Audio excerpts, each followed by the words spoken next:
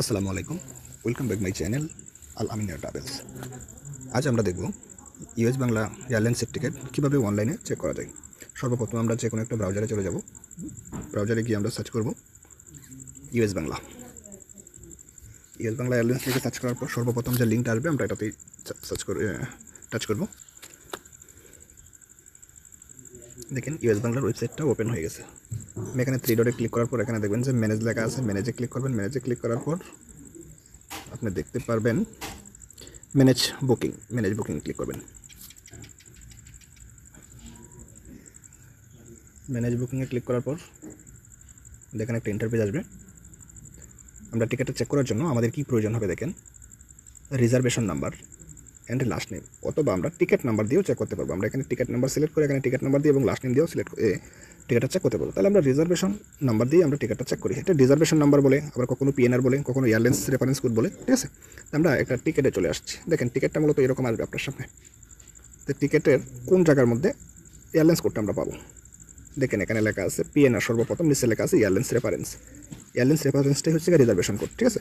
আবার আমরা চাইলে টিকিট নাম্বার দিয়ে চেক করতে পারি, তো এখানে টিকিট নাম্বার, ঠিক আছে। তো আমরা এয়ারলাইন্স রেফারেন্স কোড চেক করবো। তাহলে আমরা সর্বপ্রথম এয়ারলাইন্স রেফারেন্স কোডটা আমরা কী করবো, কপি করে নিয়ে নেব।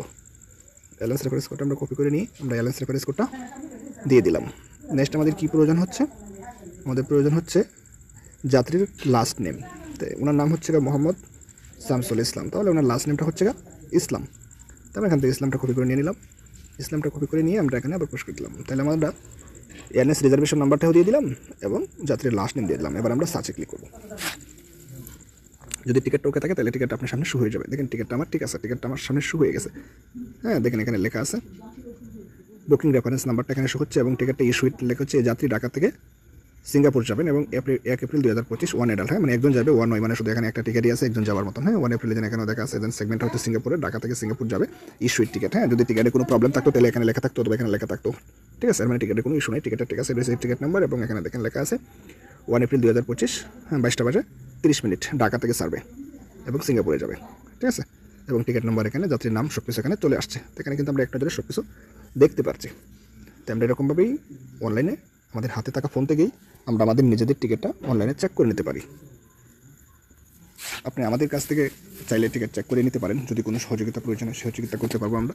তারপর আমাদের কাছ থেকে নতুন টিকিট নিতে পারবেন। যদি টিকিটের ডেট চেঞ্জ করতে হয় তাহলে আমাদের সাথে যোগাযোগ করবেন, আমরা টিকিটের ডেট চেঞ্জ করে দিতে পারবো এবং নতুন টিকিট লাগলে আমরা দিতে পারবো। ট্রাভেল সংক্রান্ত যে কোনো তথ্যের জন্য আমাদের সাথে যোগাযোগ করুন।